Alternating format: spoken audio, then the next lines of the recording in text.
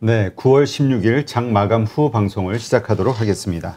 오늘 모신 분은요, 유안타증권 파이낸스 허브 강남점의 한상혁 과장님 오셨고요. 안녕하세요. 네, 안녕하세요. 네, 일단 추석 연휴 앞두고 좀 한산하다고 봐야 될까요? 근데 그냥 한산하다고 하기에는 외인의 매도가 상당히 큰 것 같기도 하고요. 일단 오늘 선물 쪽에서는 매도가 좀 잡힌 상황이고요. 네. 한 선물 쪽에서 한 1조 원 정도 그 정도 매도가 좀 나오는 상황이었고, 현물은 뭐 장중에 좀 매도가 나오는 기미가 좀 있었지만 지금 뭐 플러스로 좀 마감이 됐어요. 그러면서 한 239억 정도, 236억 정도 좀 플러스로 좀 마감이 되었습니다.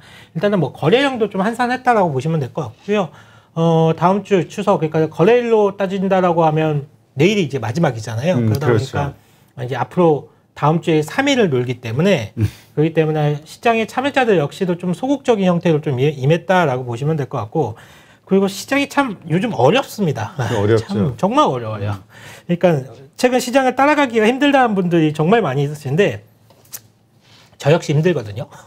저 역시도 시장 따라가기가 힘들어요. 이게 뭐 전문가들이라고 해가지고 이게 뭐 다 따라가는 시장은 뭐 아닐 것 같고, 특히 세론 뉴스가 너무 심해요. 지금 사실 솔직히 뭐 뉴스가 나오면 어떻게 보면 무조건 좀 뉴스가 나온다라고 하면 차익실하는 좋은 뉴스건 나쁜 뉴스건. 그러니까요. 그게 악재가 나오면 악재가 나온다고 매도하고, 호재가 나오면 호재가 나왔다고 매도하고, 그러다 보니까 이거 대응을 하려면 내일 어떤 뉴스가 나올지를 미리 알고 오늘 사놨다가 내일 뉴스가 나오면 팔아야 되는 그런 시장이 계속적으로 연속이 되다 보니까 상당히 좀 어렵습니다. 내일 뉴스가 뭐가 나올지 알고 우리가 어떻게 대응해야 되는지 이 부분도 참 어려운 부분이고요. 그렇기 때문에 저는 일단은 지금은 시장에서 이번 주는 그랬어요. 한 발짝 좀 물러나서 시장을 좀 관망하는 분위기로 좀 있었거든요. 사실 제가 이제 오늘 채널에 나와서는 이렇게 딱 앉아 있지만 지점 내에서는 거의 이렇게 옆에서 이렇게 있었습니다. 거의 그 모니터를 앞에 두고 거의 관망하고 있었어요. 그러니까 이러지도 못하고 저러지도 못한 시장이 좀 많아서, 그렇다고 제가 뭐 주식을 전부 팔아라 이런 말씀을 드리는 건 아니고, 개인적으로 주식 포지션 전혀 줄이지 않았습니다. 그냥 가지고 있는데, 현금 보유 비중은 어느 정도 돼요? 현금 뭐 고객들마다 좀 달라요. 조금씩 다른데, 공격적인 성향이신 분들은 지금 현금 보유 비중이 한 15% 정도 되시는 거고, 좀 보수적인 분들 같은 경우에는 저는 한 25%에서 한 30% 정도 지금 갖고 있거든요. 그리고 저는 이제 개인적으로 현금 비중이 한 10%, 저는 굉장히 공격적으로 운영하기 때문에 한 10% 정도만 지금 현금 비중 갖고 있고요. 그러니까 저는 주식 포지션 줄이지 않았어요. 그러니까 많은 분들이 아마 추석 전에 현금 확보해야 된다는 말씀 많이 하시지 않나요? 그렇죠. 아마 그러실 것 같은데. 근데 글쎄요, 뭐 저는 현금 확보를 지금 하지 않고 있습니다. 왜 그러냐면, 왜 현금 확보 안 하고 그냥 주식 비중 그대로 가지고 가냐면, 사실 늦었어요. 지금 이제 현금 확보하기에는. 이미 했어야지. 예, 그렇죠. 이 늦었고, 그리고 추석 이후에 시장이 무너질 것 같지도 않아요, 사실. 시장이. 왜냐면 지금 종목이 잘 안 보여서 한 발짝 물러나 있어가지고 지금 보유하는 종목들만 지금 가지고 있는 것 뿐이지, 적극적으로 대응만 안 한다는 것 뿐이지, 사실 추석을 맞아서 그 전에 현금 확보를 생각하려는 분들이었다라고 하면 이미 진작 다 매도를 했을 겁니다. 이미 충분히 다 현금을 확보했을 거고, 뭐 내일 이제 전날 매도해야지 이런 분들 거의 없을 거예요. 그래서 이미 그런 매도 물량들은 어느 정도 소화가 됐다라고 보고 있기 때문에, 저는 그냥 여기서 추가적인 현금 확보보다는 그냥 다음 주 그냥 시장을 좀 잘 준비해야 되겠다. 그렇게 좀 생각을 하고 있습니다. 네. 근데 진짜 어렵다라고 말할 수밖에 없는 이유 중에 하나는 순환매 도는 것이 너무 빠르고 소멸도 참 빠르고, 그죠? 3일을 못 넘어가는 것 같아요. 3일이요? 한 이틀 가면 좋을 것 같은데 요즘 반나절 만에 끝나는 경우도 있습니다. 이게 저희들끼리 이렇게 얘기하면 막 이게 뭐 애널리스트 보고자료도 막 나오고 그러잖아요. 그렇게 한다라고 하면 거의 반나절이 안 가는 것 같아요. 거의 올랐다가 그냥 후두룩 까는 것 같아요. 진짜 너무 그렇죠. 좀 순환매도 빠르고요. 정말 좀 대응하기가 어려운 시장이다라고 좀 생각하고 있습니다. 네. 지금 일단 그 오늘 이 마지막을 앞두고 다 이게 좀 뭐랄까 정중동 분위기인 것 같기는 한데, 그래도 움직이는 섹터가 있다면 어디가 좀 상승하고 있었나요, 오늘? 오늘 2차 전지죠. 역시나. 근데 2차 전지는 뭐 오늘이 아니라 지금 정말 2차 전지로 생명력이 오랜 것 같아. 꾸준히 가잖아요, 지금. 거의 되는 놈한테 지금 다 같이 어깨동무하면서 가보자는 분위기로 지금 올라가고 있는데, 글쎄요, 뭐 2차 전지, 뭐 제가 이따가 한번 다시 말씀을 드리겠지만 저는 조금 이제부터는 조심해야 된다는 좀 주의여가지고 아무튼 뭐 지금 강한 섹터는 2차 전지 업종이 좀 강했고요. 그리고 미국 시장에서 아무래도 간밤에 원자재주들의 흐름이 좋았잖아요. 유가도 올랐고 원자재들의 흐름이 좋았기 때문에 경기 민감주들 흐름 좋았고요. 그리고 이제 경기 민감주라고 하면 뭐 철강, 화학, 건설, 조선 이런 쪽이잖아요. 그러니까 섹터를 구분하지 않고 우리가 흔히 얘기할 수 있는 경기 민감주라고 색깔을 갖고 있는 종목들은 오늘 대체로 흐름이 좀 좋았습니다. 네, 일단 우리 이제 한 3일 쉬는 동안 그 이슈들 어떤 이슈가 나올까 불안해서 이제 미리 파는 분들도 있긴 한데 어떤 이슈들이 있을까요? 뭐 떠오르는 건 FOMC 하나인 것 같긴 한데. 그죠. 뭐 9월에 우리 연휴 기간에 있을 거는 이제 FOMC 회가 가장 큰 이벤트라고 보시면 될 것 같고.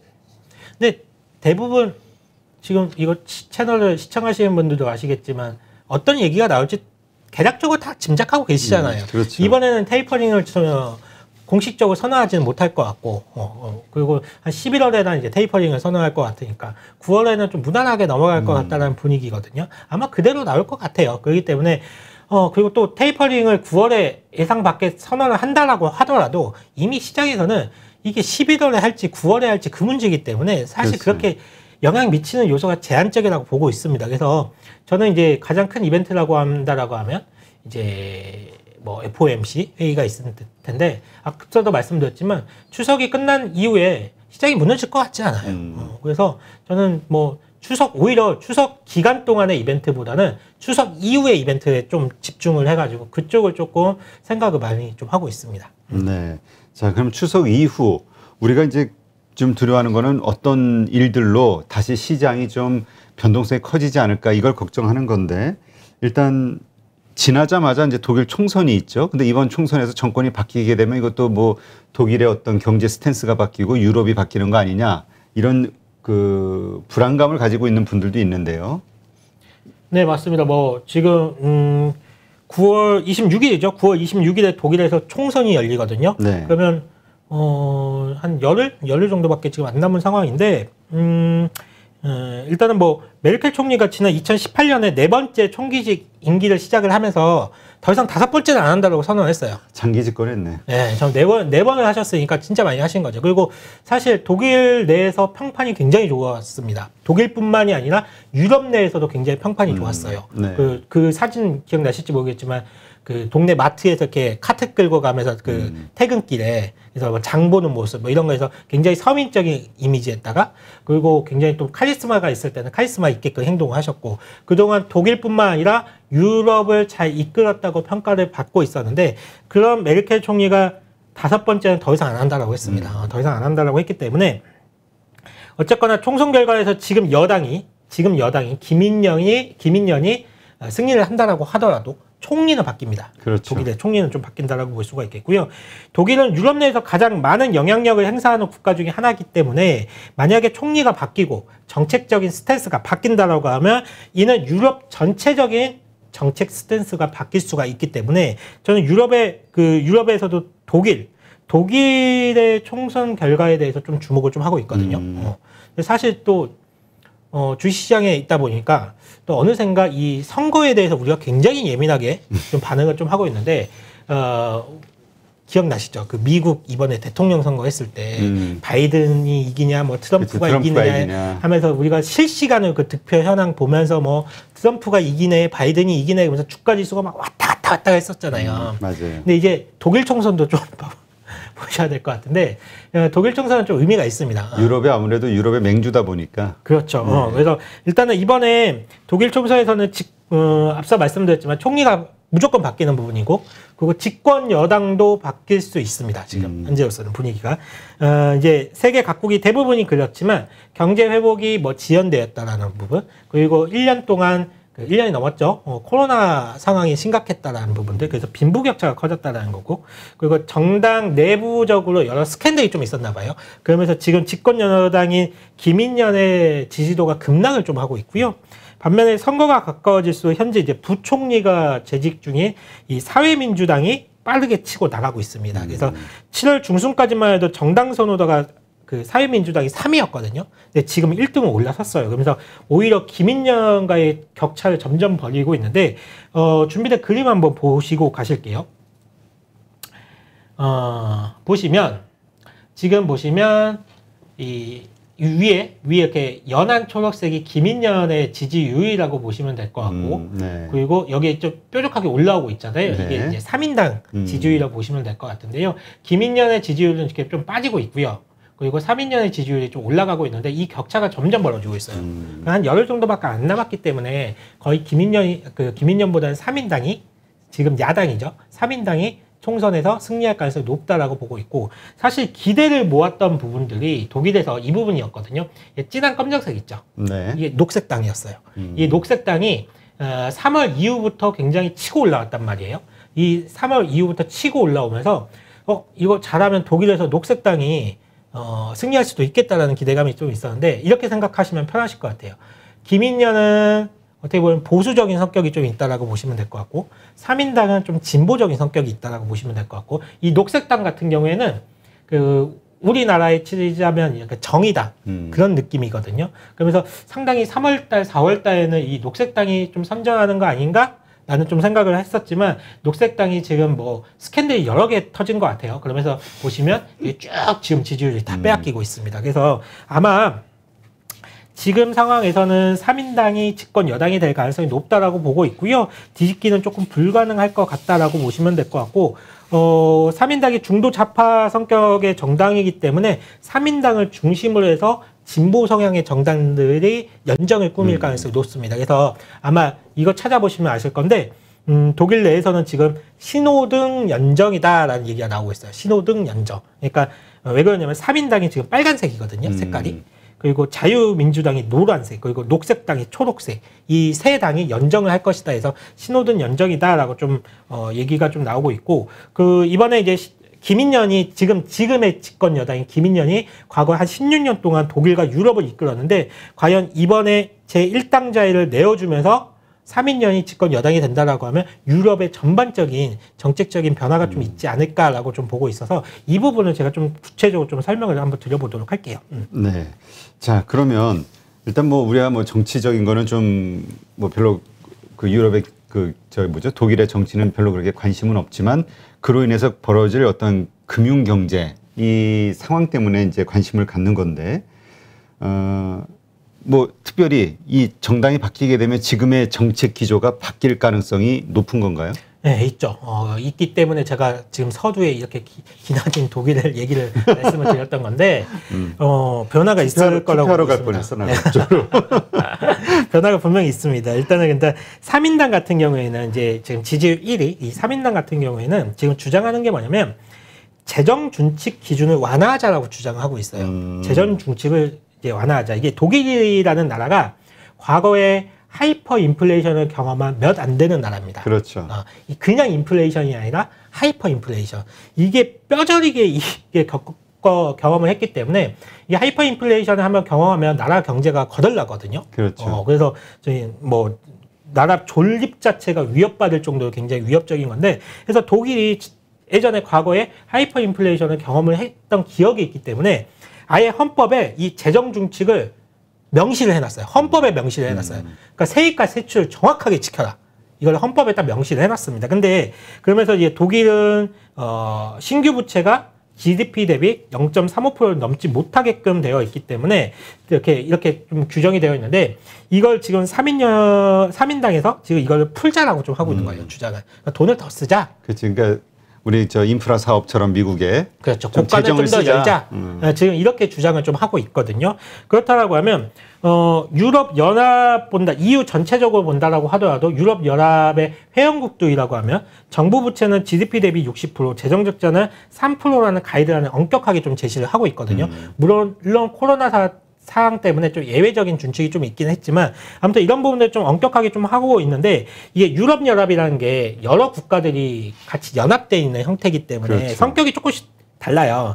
돈을 좀 더 쓰자는 나라들도 있고 돈을 아껴 쓰자는 나라들이 있거든요. 돈을 더 쓰자라고 하는 쪽은 어느 쪽이냐면 프랑스, 이탈리아, 스페인, 그리스 이런 쪽은 돈을 더 써야 된다. 이거. 경제가 안 좋은 곳들이죠. 예, 그러니까 예전에 우리 피그스라고 해서 그 나라들이 부채가 상당히 정부 부채가 많아가지고 돈을 많이 쓴 거잖아요. 그렇죠. 그러면서 좀 문제가 됐던 적이 있는데 아무튼 이들 국가는 지금 재정 정책을 본격적으로 그러니까 확대 정책을 펼쳐야 된다라고 주장하는 국가들이거든요. 반면에 철저히 버는 만큼만 써야 된다라는 그 국가들이 있는데 거기가 대표적인 게 독일이 그렇고요. 네덜란드, 덴마크, 스웨덴, 오스트리아 이들 국가는 재정 건전성이 매우 튼실한 나라들이잖아요. 그래서 이들 국가들은 좀 잘 지키자 이런 입장인데 만약에 모범 국가인 독일이 이번에 재정 정책과 관련해서 돈을 더 쓰자라고 주장하고 있는 3인당이 집권을 하게 된다라고 하면 만약에 독일의 스탠스가 바뀐다라고 하면 유럽 전체적인 스탠스가 좀 바뀔 수가 있어요. 그렇죠. 그렇다면 어떻게 될까요? 유럽이 돈을 더 쓰려면 채권을 더 발행해야 되겠죠. 그죠? 채권을 더 발행해야 되고 채권 발행량이 많아진다라고 하면 채권 가격은 하락할 것이고 금리는 올라가게 되겠죠. 그러니까 유럽 내의 금리가 올라가게 될 건데 그러면 유로화가 어떻게 될까요? 유로화는 강세로 가겠죠. 그렇죠. 그러면 달러화는 약세. 그러면 이머징 통화는 강세. 그러면 국내 시장에는 외국인의 자금이 유입이 된다. 그런 흐름 쪽으로 그런 흐름으로 좀 이해를 좀 하실 수가 있거든요. 그래서 제가 이게 뭐 우리가 독일의 총선 이것까지 관심 있게 봐야 돼? 라는 생각하시는 분들이 계시겠지만 중국에 이어서 대만에 이어서 미국에 이어서 이게 어쩔 수가 없습니다. 세계 경제를 이끌고 가는 세계 축이 미국, 이어지니까. 중국, 유럽이기 때문에 유럽 내에서 가장 영향력이 파워가 큰 독일의 총선이 그만큼 중요한 의미를 가지고 있는 거고요. 그렇다라고 하면 유럽의 금리가 올라갈 수 있다는 부분이 될 것 같고요. 유럽의 금리가 올라가면서 달러 약세 흐름이 이어지면서 이머징 통화가 강세가 되면서 이머징 시장으로 외국인 자금이 좀 유입될 수가 있다. 이 부분을 좀 짚어드리고 싶어가지고 제가 계속 지금까지 말씀을 좀 드렸던 부분입니다. 네. 그러니까 이제 그 유럽 연방 그 은행에서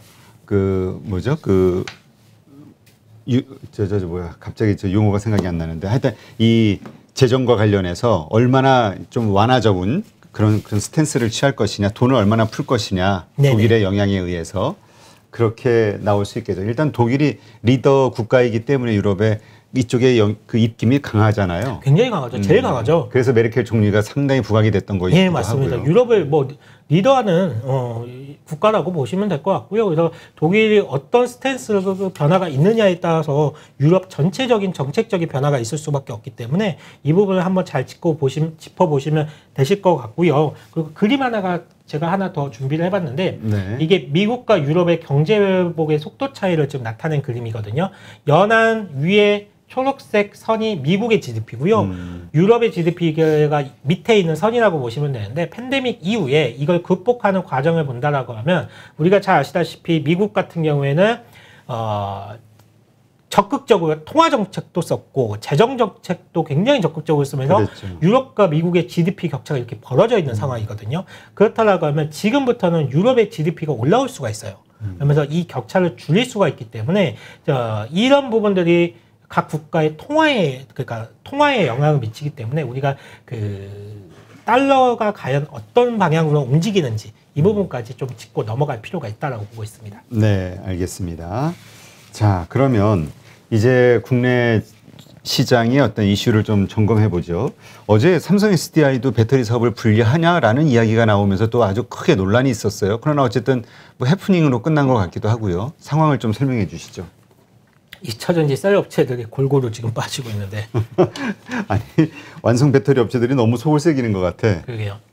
LG화학이 먼저 빠졌었고, 물적 분할 이슈가 나오면서 빠졌었고, 삼성 SDI까지, 지금 SK가 또 빠지고, 삼성 SDI까지. 이게 좀 황당한 게, 사실 어제 이제 말씀하셨지만 보도자료가 나왔잖아요. 네. SDI가 배터리 사업 부문을 분할한다. 그 보도자료가 딱 났어요. 근데 사실 저는 이거 보면서 이게 현실성이 있는 얘기인가라고 싶었거든요. 그렇죠. 왜냐면 SDI에는 배터리 사업 부분의 매출이 80%인데 이 80%를 분할을 한다고 그러면 SDI는 뭐가 남는데? 라는 이제 생각이 가지고 있었기 때문에 이거 정말 말도 안 된다는 얘기를 좀 생각을 했었습니다. 그런데 오늘 이제 공식적으로 부인한다라는 공식적으로 이제 삼성 SDI 쪽에서 이제 발표를 했죠. 네. 부인한다. 그런 사실이 없다라고 이제 부인했는데 그럼에도 불구하고 주가가 밀렸어요. 주가가 밀렸는데 그렇다라고 하면 사실 SDI 주가 측면에서 본다라고 하면 이 분할 이슈 외적으로 또 다른 무언가가 있다라고 해석을 할 수가 있거든요. 그러니까 분할 이슈로 주가가 빠졌다라고 하면 이게 아니다라고 했으면 회복을 해야지 맞습니다. 그렇죠. 근데 이거 회복하지 못했거든요. 그러면 또 다른 이슈가 있다라고 보시면 될 것 같은데 지금 들려오는 얘기로는 하나가 있습니다. 하나가 있는데 이거는 팩트 체크가 안 된 거기 때문에 단순 루머다라고 좀 참고 사항만 제가 하시면 될 것 같아요.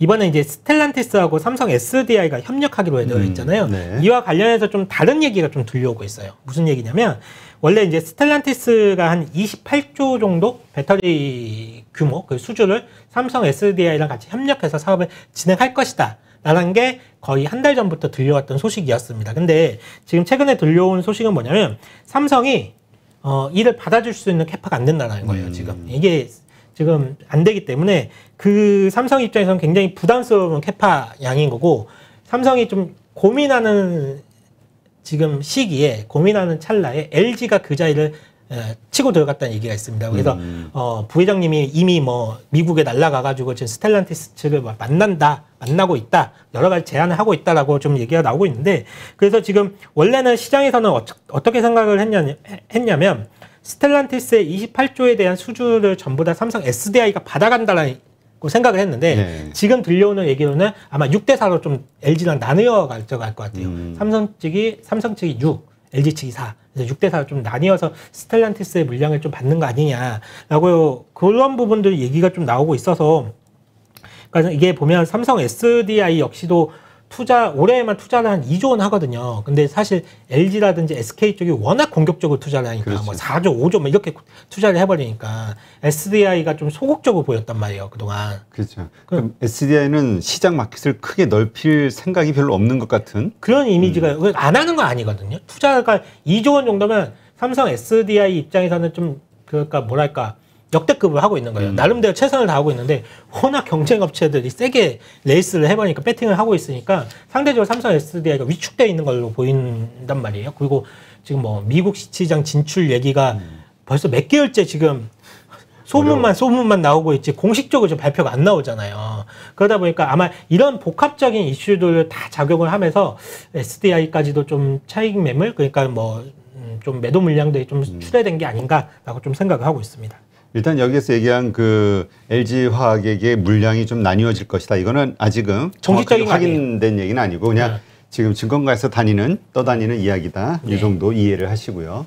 그래서 다시 한번 말씀드리지만 확인된 거 아닙니다. 네. 자, 그러니까 이게 아마 우리 그런 것 같아요. 그 중국 그 플랫폼 기업 이슈 때문에 규제 이슈 때문에 우리도 그냥 화들짝 놀라서 그렇게 빠지는 거 아니야? 해서 네이버 카카오 그렇게 됐던 것처럼 LG화학이니 SK이노베이션 그런 일이 있었으니 삼성 SDI도 그래 하여튼 그냥 불안한 거지. 또 뭔가 그런 급락하기 전에 먼저 좀 팔아버리자. 그럴 수도 있고요. 워낙 노이즈가 지금 조금만 노이즈가 있으면 주가가 이렇게 끌어지는 현상들이 좀 많이 나타나서 그 얘기는 일단 시장 참여자들, 투자자들이 스스로가 지금은 고점이다라는 인식을 다 하고 있다는 얘기잖아요. 그러니까 불안해서 먼저 탈출하려고. 그러니까 무슨 이슈가 빌미가 있다라고 하면 이걸 매도해야지라고 생각을 하시는 분들이 굉장히 많으신 것 같아요. 오히려 시장 상황이 좋다라고 하면 빠지면 사야지라는 생각을 하실 텐데 지금은 조금 이슈가 나왔다 그러면 나는 이걸 매도해야지라는 생각을 좀 많이들 하시는 것 같아요. 시장 참여자들이. 그런데 또 공매도도 막 확 들어오잖아요. 공매도 그렇죠. 그럴 때 또 시가총액 상위 종목들은 이제 공매도 많이들 또 들어오고 있으니까. 하여튼 삼성 SDI 그동안 리더 역할을 하면서 오히려 가장 대장주 역할을 하면서 승승장구 올라왔었는데 이제 먹구름이 낀 것 같고 이게 또 이렇게 생각해 볼 수가 있어요. LG 얻어맞았죠, SK 얻어맞았죠, 이제 삼성 얻어맞았죠, 다 얻어맞았잖아요. 그럼 이제 올라갈 일만 있다. 다 한 번씩 얻어맞았으니까. 네. 그러니까 사람들이 불안한 거예요. 지금 소재주는 정말 좋잖아. 근데 왜냐하면 소재주는 자동차 내재화를 뭐 브랜드들이 하더라도 거기 납품할 수가 있으니까. 근데 완성 배터리는 되게 불안한 거예요. 다 그런 경우에 시장이 찢겨나가니까. 그래서 지금 많은 분들이 고민하는 게 소재에 투자해야 할 것이냐, 이 완성 배터리 대형주에 할 것이냐, 이거를 다시 근본적으로 많이 고민하는 것 같은데 일단 오늘 SK이노베이션도 임시 주총 열고 배터리 사업 분할을 확정을 했죠. 네. 이것이 앞으로 어떤 식으로 주가 흐름에 영향을 미칠까? LG화학하고 같이 좀 설명을 해주시죠. 저는 사실 SK이노베이션도 그렇고 LG화학도 그렇고 이게 그러니까 배터리 사업 분할 이슈로는 더 이상 주가에 미치는 영향은 굉장히 제한적이라고 보고 있어요. 먼저 SK이노베이션 같은 경우에는 분할을 하고 난 다음에 이제 가장 큰 이슈는 이제 상장이 언제 될까 이거거든요. 그렇죠. 근데 상장이 아직까지 좀 멀어 있어요. 좀 이렇게 가까이 있는 건 아니에요. 아주 구체적으로 일정이 잡혀 있는 것도 아니고. 그렇기 때문에 어쨌거나 SK이노베이션은 그 안에 배터리 사업 부분이 따로 분할해서 있다라고 하더라도 어차피 그 SK의 배터리를 사려면 이노베이션을 사야 되기 때문에 이미 이슈는 다 끝났다라고 보고 있습니다. 악재는 이미 다 끝났다. 이미 시장에 다 알려졌다라고 보고 있고 상장 이슈가 구체적으로 나오기 전까지는 플레이어들이 SK이노베이션을 가지고 플레이할 가능성은 높다라고 생각을 하고 있습니다. 그리고 추가적으로 LG화학 같은 경우에는 그러니까 SK나 LG화학이랑 좀 다르게 봐야 될 것 같은데 LG는 지금 가장 큰 문제점이 배터리 화재 소식. 이게 더 이상 그렇죠. 나오면 안 돼요. 이게. 그러니까 배터리 화재 소식이 LG 배터리의 신뢰성에 좀 금이가 있는 상황이기 때문에 이 배터리 화재와 관련 안정성 문제가 LG화학의 주가에 좀 키팩터가 좀 될 수가 있을 것 같아요. 그래서 이 부분 잘 체크를 좀 하셔야 될 것 같습니다. 네. 하긴 우리 GM에 얼마를 물어줄 것이냐 이거 가지고 막 이야기했었는데 사실 GM 입장에서 얼마나 자기네 전략적으로 키워가고 있는 전기차 브랜드 타격을 입은 거예요. 맞아요. 고객의 입장에서 거꾸로 생각해 보면은 잘 뭔가 달라야 될 것 같은데 하여튼 그런 차원에서 LG화학 정말 많은 분들이 이제 주주분들은 이제 걱정이 되죠. 앞으로 어떤 배상도 배상이지만 잃어버린 신뢰를 어떻게 회복할 것이냐. 아마 이제 그 10월까지 결정한다라고 하셨잖아요. LG 에너지 솔루션의 상장 그렇죠. 일을. 만약에 상장을 결정했다. LG 에너지 솔루션은 이제 뭐 올해 연내 상장하기로 이제 상장한다라고 결정이 난다라고 하면 LG화학은 주가 빠질 가능성이 높아요. 근데 반대로 LG 에너지 솔루션을 연내에 좀 힘들 것 같고 내년에 해야 될 것 같은데라고 하면 주가 올라갈 가능성이 높습니다.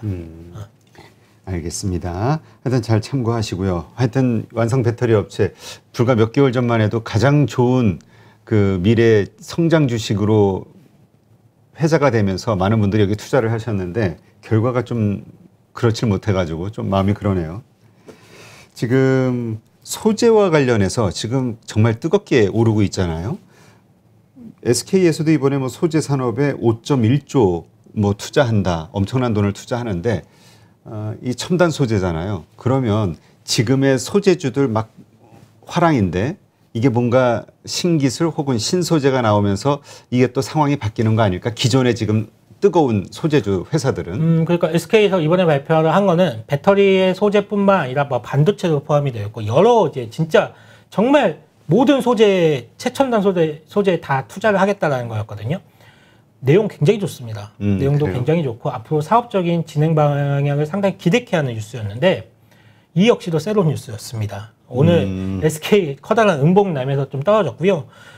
뭐 SK 그룹도 뭐 SK IET, SKC 이 SK 계열사들 그러니까 소재를 한다라고 할 수 있는 SK IET, SKC, SK 멀티리얼즈 다 음봉 냈거든요. 그러니까 이게 국내 시장에서 굉장히 이거 좋은 뉴스예요. 좋은 뉴스고 사실 이걸 해외에서 이런 발표 났다라고 했을 때는 적어도 2, 3일은 가거든요. 이 약발을 먹히는데 오늘은 전혀 우리나라 시장에는 약발이 먹히지 않았고요.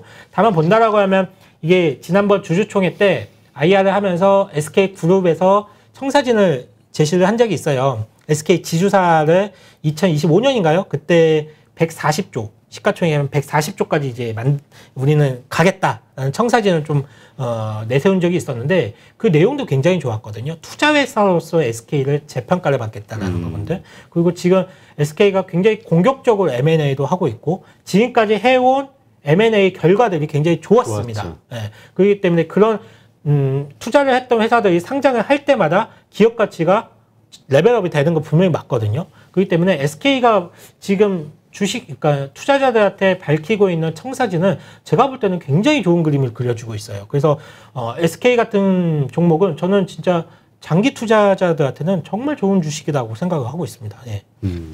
자, 그러면 지금 5.1조 이 투자는 SK 자체에서 하는 건가요? 아니면 계열사로 이게 분산을 시킨다는 건가요? 계열사에서 분산시키면서 하는 거죠. 네. 그렇군요. 자, 아까도 잠깐 말씀드렸지 지금 2차 전지 소재주 너무 좋잖아요. 근데 이게 앞으로도 계속 좋을 것이냐 이거에 대해서 좀 의문을 가진 분들이 지금 슬슬 늘어나고 있거든요. 왜냐하면 너무 많이 올랐어요. 너무 많이 올랐기 때문에 뭐든지 산도 이렇게 올라가면 내리막길도 있고 하듯이 영원히 올라가기만 하는 주식은 없습니다.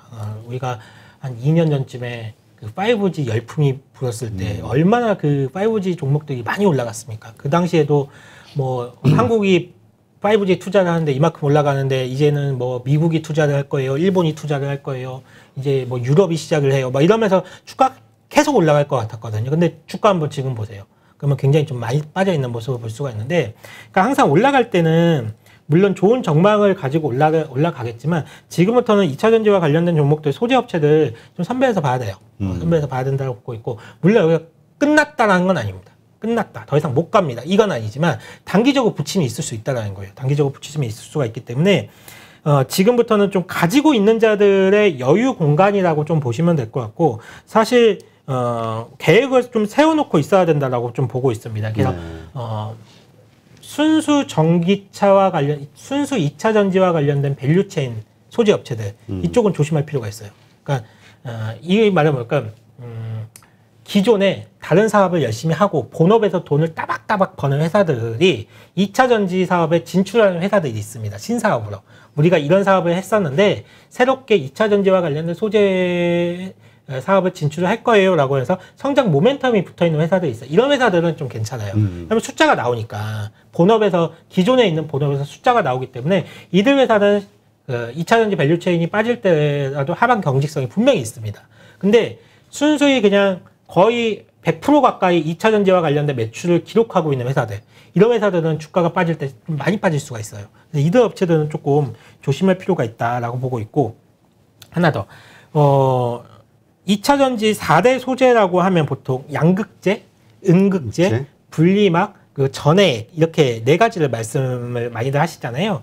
그래서 저는 이제 개인적으로는 이 양극재 쪽에는 에코프로비엠, LF, 코스모 신소재, 뭐 포스코 케미칼 이런 회사도 있는데 이쪽은 사실 안 봐요. 지금 너무 많이 올랐어요. 많이 올랐죠. 이쪽은 좀 많이 안 보고 있는 형편이고, 은극재 쪽에서는 지난번에도 말씀을 드렸지만 은극재 쪽에서는 이 실리콘 첨가제 쪽, 이쪽은 룸이 좀 더 있을 것 같다는 생각을 하고 있습니다. 룸 자체가. 왜냐면 지금 어쨌거나 양극재에 대한 기술 한계에 와 있고 에너지 밀도는 계속 높여야 하고 배터리의 성능은 높여야 되기 때문에 은극재로 결국은 배터리 셀 업체들의 연구 그 노력이 좀 필요하거든요. 그렇기 때문에 이쪽이 좀 집중이 될 수가 있고요. 또 하나 이제 전해액과 관련해서도 조금 더 룸은 좀 열려 있다라고 보고 있습니다. 그래서 전해액 같은 경우에는 헷갈려 하시는 분들이 있어요. 의외로 2차 전지와 관련된 쪽을 공부를 많이 하신 분들도 전해액은 좀 그러니까 나와서 말씀하시는 거 보면 전문가들 역시도 좀 헷갈려서 말씀하시더라고요. 그래서 제가 한번 정리를 한번 해드릴게요. 전해액은 뭐냐면 이 전해액을 만드는 회사는 따로 있습니다. 동아기업하고 솔브레인, 이 회사가 전해액을 만들고요. 그리고 제가 그림 하나 가지고 나왔는데 이 전해액이라는 거는 세 가지로 구성이 되어 있어요. 리튬염이라는 게 있고요. 네. 용매라는 게 있고요. 첨가제라는 게 있습니다. 이 세 가지를 구성을 해서 전해액을 만드는 거예요. 그러니까 동아기업, 솔브레인 이런 회사들은 이 전해액을 만든다라고 보시면 될 것 같고, 이 용매, 첨가제를 만드는 회사들이 각각 있습니다. 각각 있고, 여기서 가장 중요한 건 뭐냐면 첨가제가 가장 중요해요. 이 첨가제가 가장 중요한 게 보시면 여기 써져 있죠. 수명, 출력 등 셀 특성을 개선하기 위해 첨가하는 물질. 한마디로 배터리 성능을 올릴 수가 있다는 거예요. 그렇기 때문에 첨가제가 가장 중요하고요. 이 첨가제는 성능 비중이 한 5%밖에 안 됩니다. 5% 내외로 섞어요. 하지만 전해액에서 차지하는 원가 비중은 40%예요. 조금 느는데 원가 비중이 굉장히 높다는 거예요. 그래서 첨가제가 굉장히 중요하다라고 보시면 될 것 같고요. 여기 보시면 리튬염 있잖아요. 여기 염. 네. 이걸 생산하는 업체가 대표적인 업체가 후성입니다. 후성이 이걸 생산하는데, 이게 리튬염 중에 이제 여러 리튬염이 있는데 LiPF6라고 불리우는 육불화 인산 리튬이라는 소재가 있어요. 리튬염. 이걸 이제 후성이 이제 전문적으로 이제 생산하거든요. 보시면 최근에 이제 후성의 주가 흐름이 굉장히 좋았는데, 그림 또 한번 보시면 이 LiPF6 가격 추이가 중국이거든요. 네. 보시면 이거 올 연초부터 해서 올라온 거 보세요. 한 뭐 1000위안 정도부터 해가지고 지금 뭐 4.6기 올라가고 있잖아요. 지금 어마어마하게 올랐거든요. 그러다 보니까 이걸 생산하고 있는 후성의 주가가 당연히 좋을 수밖에 없습니다. 그렇죠. 네, 당연히 좋을 수밖에 없고, 그리고 이 LiPF6 이 리튬-연 같은 경우에는 좀 중급 모델이, 그러니까 중급에 좀 있고 최상급의 그런 리튬염은 아닙니다. 최상급의 리튬염을 생산하는 업체는 첨보입니다. 첨보.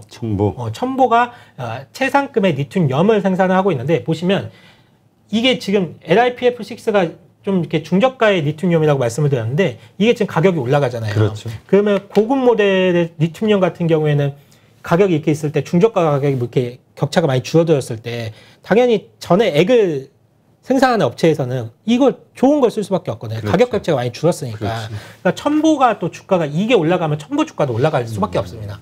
그래서 이렇게 보시면 될 것 같고요. 첨보는 이 리튬이온 시장에서 굉장히 좀 좋은 평가를 받는 회사다라고 보시면 될 것 같고, 그리고 앞서 제가 여기서 가장 중요한 게 첨가제라고 말씀드렸잖아요. 네, 이 첨가제를 생산하는 업체는 사실 우리나라 업체는 없어요. 일본의 그 미쓰비시가 이 시장을 좀 꽉 잡고 있는 라고 보시면 될 것 같고, 예. 그리고 첨보가 이 첨가제 시장에서 한 두 번째, 세 번째 위치이고, 그 일본의 기술을 따라잡기 위해서 굉장히 노력을 많이 하는 회사다라고 보시면 될 것 같아요. 그래서 이 전해액과 관련된 회사 중에서 첨보가 아마 가장 주가 흐름이 굉장히 좀 탄탄한 모습, 그러니까 좀 강한 모습을 보이는 이유가 이 염, 그리고 첨가제 이런 것을 동시에 지금 하고 있고, 이 첨가제와 관련된 부분에 대해서 기술 개발을 굉장히 적극적으로 하고 있기 때문에, 그런 이유 때문에 이제 첨보가 좀 주가 흐름이 강하다라고 보시면 될 것 같습니다. 그래서 전액 부분을 이걸 좀 헷갈려 하시는 분들이 있어서 동학이요, 뭐 후성, 첨보 이런 거를 그냥 다 전액 만든다라고 생각하시고 좀 접근하시는 분들이 있는데, 이거 구분해서 보신다라고 하면 주가에 뭐가 올라갈 때 그 주가의 흐름이 좀 보이실 거예요. 네. 네.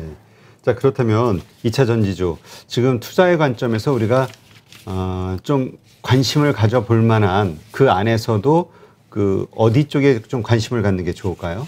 앞서 말씀을 드렸지만 저는 지금은 순수 전기차 소재를 만드는 회사, 배터리 소재를 만드는 회사는 조금 솔직히 올라오는 족족 좀 수익 실현을 할 생각이라는 것을, 비중 축소를 할 생각이라는 거를 미리 좀 말씀을 드리겠고요. 그리고 저는 이제 기존의 사업을 하던 애들이, 그러니까 동화기업 같은 애들, 동화기업은 목재, 그러니까 바닥, 동화마루, 그렇죠. 이런 동화마루. 것, 예, 굉장히 유명한 회사가 이번에 이제 전해 액을 만드는 파나스 이텍이라는 비상장 회사를 인수를 하면서 이 2차 전지와 관련된 모멘텀을 갖게 됐단 말이에요. 그래서 동화기업 같은 경우에는 그러니까 실적이 굉장히 좀 탄탄해요. 그래서 이런 기업들이라든지, 제가 뭐 지난번 시간에도 말씀드렸던 DI동일, 그 회사도 방직 회사여서 최근에 실적이 굉장히 좋습니다. 그러니까 방직과 면화 부분에서 실적이 굉장히 좋게 나오고 있어요. 거기에 알루미늄 박까지 생산을 하기 때문에 2차 전지와 관련된 모멘텀이 있는 거죠. 이런 회사들. SKC 역시도 화학 소재 부분을 하고 있지만 거기에 또 동박 사업을 같이 하고 있잖아요. 그러면서 이런 회사들, 그러니까 기존의 사업을 영위를 잘 하는데 거기에 2차 전지 모멘텀이 붙은 애들, 이런 애들 위주로 좀 봐야 된다라고 보고 있습니다. 네. 지금 동박 쪽도 괜찮지 않냐 이런 의견들도 많이 올라오긴 하더라고요. 뭐 워낙 덜 오르지 않았냐. 왜 그러냐면 지금 누가 봐도 제일 많이, 그러니까 2차 전지 쪽 이끌고 가는 종목이 에코프로 BM, 그렇죠. NF 이런 양극재 업체들이거든요. 주가 흐름 보시면 이들 업체들은 다 신고가 뚫고 지금 저 하늘날 별나라 가 있어요. 별 따고 있는데, 동박 업체들이 아직까지 고점을 못 벗기는 경우가 종목들이 많이 있습니다.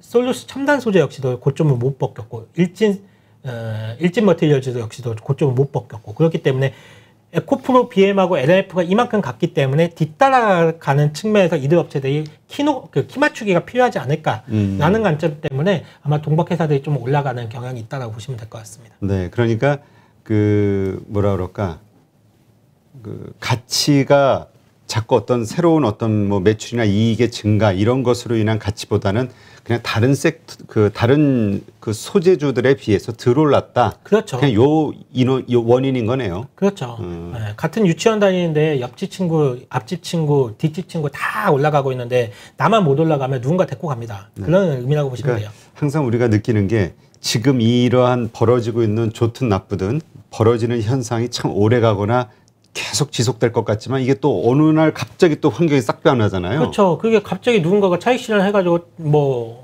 매도가 나오게 된다라고 하면 2차전의 밸류체인들은 크게 흔들릴 가능성이 높아요. 네. 지금 상황에서는. 물론 이제 그때를 저가 매수 기회로 보신 다음에 이제 접근하시는 거는 뭐 그런 전략은 저는 뭐 찬성하는 바인데 그러려면 현금이 있어야 될 거 아니에요. 그러니까 장기적으로는 계속 더 좋아질 것이다. 여기에는 이제 동의를 하시는 거죠. 하지만 부침이 있을 수 있다. 지금은 좀 조심해야 그러니까 된다. 많은 분들이 얘기하는 게 신기술이 뭐 전고체 배터리가 됐든 신기술이 나오거나 했을 때는 이게 좀 꺾이는 거 아니냐. 뭐 그런 얘기하는 분들도 있긴 해요. 근데 전고체 배터리는 아직까지 멀었다라고 보고 있고, 저는 의외라고 한다라고 하면 그 중국 배터리가 오히려 저는 조금 중국 배터리의 가격 경쟁력. 네, 그게 좀 경계해야 될 요소이지 않을까라고 보고 그렇죠. 있습니다. 시장 규모가 워낙 크니까. 그러니까요. 알겠습니다. 자, 지금 메타버스 관련해서도 이제 정부에서 집중 육성을 하겠다 이런 이야기들이 나오면서 흐름이 좀 좋았는데 이미 한번 몇 달 전에 흘렀다가 꺾였잖아요. 네네. 예, 그리고 이제 다시 좀 부각이 되고 있는데 어떻습니까? 이미 지나간 테마는 뭐 한참 지나야 된다 이런 얘기도 있고. 일단 어제 뭐 정부 측에서 뭐 공기업 뭐 이렇게 뭐 회의를 뭐 메타버스에서 하겠다 뭐 이러면서 2조 6천억인가요? 그 뭐 하겠다라고 좀 뭐 투자를 하겠다라고 발표가 뜬금없이 나왔어요. 뜬금포로 좀 나오면서 메타버스와 관련된 종목들이 어제 좀 강한 상승세를 보였고 오늘은 이제 좀 한 박자 쉬어가는 분위기가 나왔는데 개인적으로 메타버스와 관련된 종목들은 이거를 단기 트레이딩으로 보신다라고 하면 굉장히 접근하기 어려우실 거예요. 그러니까 왜냐하면 변동성이 너무 크거든. 네. 근데 이거는 메타버스와 관련된 메타버스라는 이런 산업, 이 산업은 분명히 되는 산업이거든요. 분명히 앞으로 아마 많은 산업에서 이 메타버스를 메타버스라고 해야 된다. 메타버스. 예, 버스라고 만든다.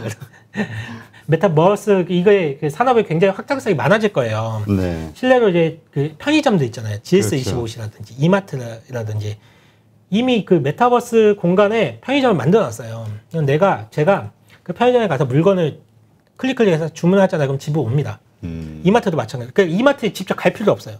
갈 필요 없이 메타버스 공간에 똑같은 매장을 만들어놨어요. 그 생선도 있고 해서 가격 다 있고요. 그래서 내가 클릭해가 보면서 그러면 배달이 와요. 이렇게 좀 산업의 확장, 그러니까 많은 결합이 많이 될 거예요. 뭐 가까운 뭐 최근에 뭐 엔터테인먼트 뭐 비대면 공연 같은 거 많이 그렇죠. 하잖아요. 그 게임 업체 물론 뭐 메타버스 활용하는 게 많이 있고 때문에 정말 많은 분야에 활용이 될 건데 그렇다라고 하면 이거는 분명히 되는 산업인데 장기적으로 봐야 돼요. 굉장히 장기적으로. 지금 당장 뭔가 어떻게 될 것이다. 그리고 뭔가 뉴스가 나왔다. 이걸 따라가야 되겠다라는 생각을 가지고 접근하시면 물리기가 쉽습니다. 그렇죠.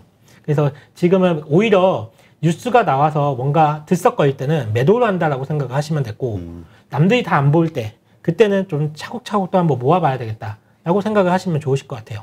그래서 세론이 나오는 거 봐요. 뉴스가 나오면 다 파는 거 아니에요? 아, 그런가 봐요. 우리 한 과장님부터 그런 생각을 갖고 있잖아. 아, 그러네요. 뉴스가 나오면 일단 줄이자. 그러네요. 저부터 생각을 다시 하도록 하겠습니다. 다시 한번 바꿔봐요. 네. 뷰를. 자, 어쨌든 메타버스 분명히 미래지향적인 산업인 거는 맞는데 이것도 이제 종목이 잘 선별이 돼야 되겠죠. 왜냐하면 정말 아니 진짜 우리 우스갯소리로 그러잖아요. 시장에서는 저기 메타버스 해가지고 막 주가는 오르는데 회사가 아니야 우리 메타버스 그렇죠. 뭐 이런 경우도 있으니까. 사실 몇 년 전에 기억을 해보시면 수소와 관련된 모멘텀들이 한번 정책적 모멘텀들이 붙었을 때 진짜 뭐 이런 말 표현을 될지 모르겠지만 진짜 많은 종목들이 뭐 다 수소래 막 그러면서 다 올라갔어요. 우후죽순 막 올라갔거든요. 근데 지금 보세요. 지금 보시면 그 당시에 올라갔던 종목들 다 못 올라갑니다. 지금은 정말 여기서 옥석가기가 돼가지고 진짜 누가 수소와 관련된 핵심 부품을 만들고 매출이 어디서 나오느냐 이게 핵심 포인트가 되면서 지금은 올라가는 종목들만 올라가거든요. 메타버스도 똑같습니다. 지금은 뭐 얘도 한다, 쟤도 한다, 뭐 그러니까 우후죽순도 막 올라요. 이게 몇 년 뒤면 싹 정리가 될 겁니다. 서열 정리가 될 거예요. 그러면서 아마 그때는 좀 메타버스와 관련된 종목들이 많이 좀 옥석가기가 되지 않을까. 그래서 그러니까 아까도 얘기했듯이 우리가 메타버스는 좀 장기적인 안목을 갖고 장기 투자를 해야 되는데 그 종목이 지금, 안 보인다. 그러니까 내가 지금 괜찮은 종목이라고 생각했는데 나중에 시간이 지나 보니까 오히려 몰락하는 그 팁을 하나 드릴게요. 예. 대기업과 같이 협업하는 애들. 협업하는 애들. 네, 대기업과 같이. 예를 들어서 네이버라든지 이런 회사들이랑 같이 협업하는 회사들이 있거든요. 네이버는 제페토가 있으니까. 네. 이런 회사들은 몇 년이 지난다고 하더라도 이 사업, 메타버스 사업에서 굉장히 사업적인 영향이 많이 커져 있을 가능성이 높습니다. 그러니까 혼자서 하겠다는 애들 말고요. 혼자서 하겠다는 연합이 딱 돼 있는. 네. 뭐 하이브도 사실 그런 면에서는 좋은 기업이잖아요. 네, 맞습니다. 이런 것들과 손을 잡고 그런 기업들이 어디예요? 맨입을 말씀 못해요. 아니 해봐요 일단. 네. 추석 앞인데. 자이언트 스텝이라는 회사도 있을 수 있고. 근데 엄청 많이 올랐잖아요. 네. 자이언트 스텝은. 자이언트 스텝이라는 회사도 그러니까 많이 오른 종목도 있잖아요. 네. 이런 애들이 결국은 더 가요. 나중에 하긴 대장이 더 대장만 간다. 네. 얘가 만약에 자이언트 스텝이라는 종목 뭐 이런 종목들이 꺾여서 못 갔다. 그럼 다른 종목들이 어떻게 돼 있을까요? 더 하겠죠. 네, 맞아요. 그렇기 때문에 대장주 찾아서 하시는 게 그래서 가장 편합니다. 네. 네, 알겠습니다. 앞으로 또 새로운 회사들이 그런 플랫폼 기업들과 뭔가 나올 수 있죠. 협력을 한다, 뭐 공동 사업을 한다 이런 뉴스가 나오면 또 거기도 한번 우리가 관심 있게. 그렇죠. 그러면 이제 그 기업들 또 잘 보시면 좋으실 것 같아요. 알겠습니다. 일단 그 지금 우리 원격 치료, 원격 진료, 뭐 원격 의료, 뭐 여러 표현이 있지만 하여튼 이 부분 한국에서는 법률상으로 좀 안 되잖아요. 의사들 반대도 있고. 네. 근데 지금 미국에서는 지금 아주 확대가 지금 크게 되고 있는 것 같아요. 이게 결국 한국에도 결국은 영향을 미치지 않을까요? 이게 원격 의료 이 부분이 사실 우리만 뒤처진 거거든요. 그렇죠. 중국도 지금 이미 활발하게 하고 있고. 미국, 일본, 유럽, 중국 지금 대부분 국가들이 원격 의료를 다 허용했고 정말 이 분야의 산업을 정말 많이 육성을 좀 하고 있습니다. 근데 모르겠어요. 이렇게 말씀하시는 분들 계실지 모르겠지만 미국은 워낙 땅덩어리도 크고 그렇죠. 그리고 이제 의료 서비스 접근이 어려우니까 이 원격 의료가 필요하다. 근데 뭐 중국도 마찬가지. 땅덩이 워낙 크니까. 근데 한국은 동네마다 병원이 몇 개씩 집 있는데 나가면 그냥 상가마다 쌓여 있으니까. 그러니까요. 그게 원격 의료가 뭔 필요가 있냐. 집 나가면 바로 이제 병원 있는데 이렇게 말씀하시는 분들이 있는데 근데 일본이 사실 원격 의료를 작년에 이제 허용을 했거든요. 네. 허용을 하면서 하다 보니까 이게 너무 좋은 거예요. 일본 측에서는. 이게 굉장히 좀 장점이 많은 거죠. 그래서 이걸 확대해서 지금 계속적으로 좀 하고 있습니다. 일본 같은 경우에는. 어떻게 보면 일본이 우리나라랑 좀 비슷한 상황이라고 좀 할 수가 있는데 일본이 이렇게 좀 취약계층에 굉장히 효과가 크다라는 부분들을 좀 확인을 시켜주면서 일본 측에서도 원격 의료와 관련돼서는 계속적으로 좀 강조를 하고 있거든요. 그래서 이런 부분은 우리도 한번 생각을 해볼 필요가 있다라고 생각을 하고 있고 사실 원격 의료는 더 이상 미룰 수 없다라고 저는 일단은 생각을 하는데 이걸 더 이상 미루면 안 된다. 당장 우리나라에서도 시행을 해야 된다라고 생각을 하고 있는데 이게 반대하시는 분들이 좀 있어요. 많이 있어요. 물론 그분들의 생각도 맞는 부분들이 있습니다. 동의하는 부분들이 있는데 그분들의 주장하는 거는 이거는 거죠. 이게 원격 의료가 허용이 되면 일부 대학병원으로 몰릴 것이다. 환자들이. 유명 의사들한테 몰리게 되기 때문에 그렇지. 동네 병원들이 다 죽는다라고 주장을 하시거든요. 그렇게 된다라고 하면 그 의료계에 종사하시는 분들의 일자리가 굉장히 줄어들게 될 것이다라고 이제 주장을 하시는 건데요. 뭐 저는 뭐 그 부분도 맞다라고 생각을 하는데 근데 굳이 이렇게 득실을 따지자라고 하면 국민의 편익이 좀 더 원격 의료를 허용하면서 국민의 편익이 일부 이익 집단의 이익보다는 좀 훨씬 더 클 거라고 좀 생각을 좀 하고 있습니다. 그래서 사실 이건 원격 의료는 좀 허용을 하는 게 장기적으로 좀 좋지 않을까라고 좀 생각을 하고 있고 코로나 팬데믹을 계기로 전 세계에서 이 원격 의료 시장이 폭발적으로 성장하고 있어요. 지금 정말 많이 성장을 하고 있어요. 미국 같은 경우에는 연평균 23%씩 지금 성장을 하고 있다라고 하는데 뭐 시장 규모가 한 330조 원까지 지금 커나갈 예정이라고 하니까 굉장히 빠르게 성장하고 있고 가파르게 좀 성장하고 있다라고 보시면 될 것 같고요. 우리도 이제 슬슬 발동은 좀 거는 것 같아요.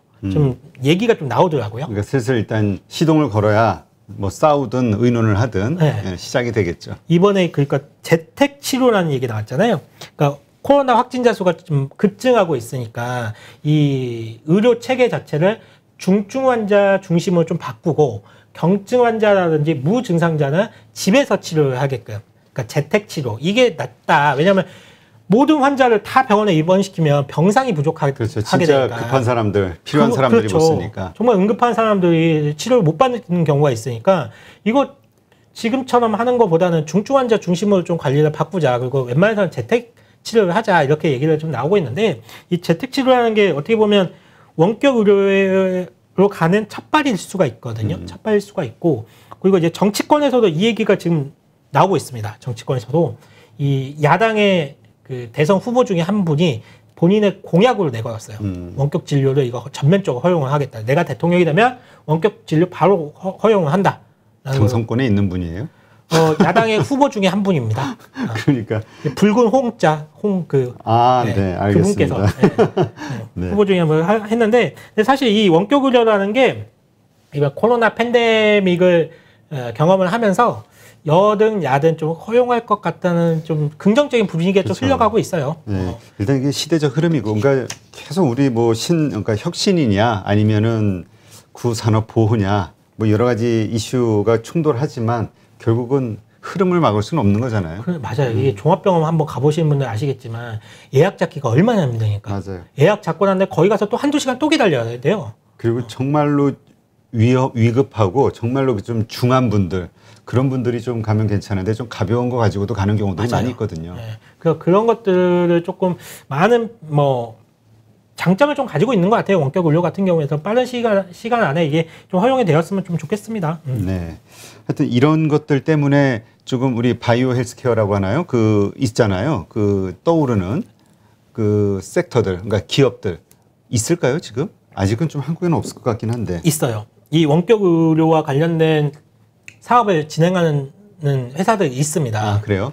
위법인데 현재 어쨌든 실행은 하고 있어요? 네, 있어요. 이 소프트웨어도 개발하는 회사들이 있고, 그리고 이 소프트웨어를 실제적으로 병원에 지금 이렇게 제공하는 회사들이 있습니다. 근데 매출 규모가 작죠. 왜냐하면 이게 법적으로 전면적으로 허용된 게 아니기 때문에. 그래서 예를 들자면 뭐 시장에서 언급되는 종목으로는 유비케어, 그리고 인성정보, 그리고 비트컴퓨터, 이들 업체들이 원격 의료와 관련돼서 좀 사업을 진행하는 회사들인데요. 사실 이게 원격 의료라는 게 이게 제도만 허락이 된다라고 하면 시장은 바로 열립니다. 이게 준비하고 자시고 없이 바로 열립니다. 이거는. 그렇죠. 그렇기 때문에 제도만 허용이 된다라고 하면 이들 업체들의 매출 성장은 눈에 그냥 보여요. 올라갈 거라는 게 눈에 보이거든요. 그리고 특히 비트컴퓨터 같은 경우가 이쪽 분야에 20년 동안 연구를 했습니다.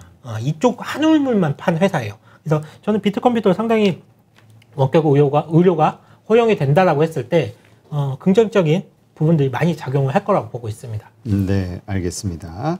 자, 그럼 이제 내일 추석을 앞두고 마지막 전날이죠. 마지막 하루 어떻게 보내야 될까? 내일 일단 현대중공업 상장이 되죠? 네. 상장하면은 많은 분들이 이번에는 정말 괜찮은 기업이다 해가지고 추격 매수할까 지금 고민하던데. 추격 매수. 따상 나오면. 글쎄요, 요새 따상을 너무 쉽게 얘기해가지고 기업 엄청난 건데. 아마 제가 공모가 기준으로 현대중공업이 한 5조 2천억인가? 5조 넘어가는 걸로 알고 있어요. 네. 뭐 W로 시작한다라고 하면 10조잖아요. 이 가격에서는 따라가기에는 좀 무리가 있을 것 같고요. 사실 현대중공업을 노리기보다는 현대중공업을 사시고 싶은 분들은 다른 조선주도 있잖아요. 그쪽 한번 눈을 돌려보시는 게 어떠실까라고 생각을 좀 하고 있고, 마찬가지로 대여급입니다. 대여급이면 이렇게 대여급이 상장을 할 때 패시브 자금들이 담아려는 자금들이 있죠. 그러면 그렇죠. 뭔가를 팔고 담아야 되죠. 그 수급적인 교란 요인이 또 있을 수가 있어요. 맞아. 기존의 것도 팔아야 되니까 대형주들. 네, 그래서 그런 흐름까지 좀 염두를 해보시면 좋으실 것 같습니다. 네, 알겠습니다. 자, 일단 아까도 말씀하셨듯이 추석, 그리고 추석 끝나고 나서도 좀 계속 방관하면서 좀 지켜보자. 이미 이제 내일 하루 남았잖아요. 네. 파실 분들 다 파시지 않으셨을까요? 그런 거 내일 같아요. 내가 추석 연휴 3일을 맞아서 주식을 이제 좀 줄여야 되겠다라든 하신 분들 내일 전부 줄이실 분은 아니실 것 같은데 지금 그렇죠. 다 줄여놓으셨을 거예요. 그래요. 네, 좀 관망하시면서 내일도 마찬가지 좀 지지부진한 하루가 되겠네요. 네, 또. 그럴 것 같습니다. 본 게임은 추석이 끝나고 난 다음에. 추석이 끝나고 난 다음에. 자, 그럼 추석 이후 어떤 시장이 또 펼쳐질지 일단은 우리가 뭐 예측하는 것도 뭐 사실 의미는 없어요. 그냥 닥쳐봐야지 이렇구나 알 수 있는 거긴 한데 주가 안 빠질 것 같아요, 저는. 예.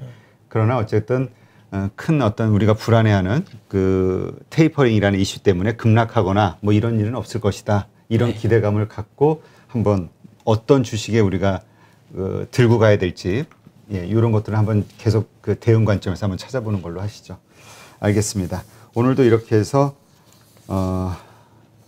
유한타증권 한상혁 과장님과 함께 오늘 시장 그리고 시장의 주요 이슈들 이런 걸 좀 살펴봤고요. 하여튼 만만치 않네요. 어려워요. 항상 어려웠던 것 같아요. 근데 한국의 주식시장은 원래 이런 것이다.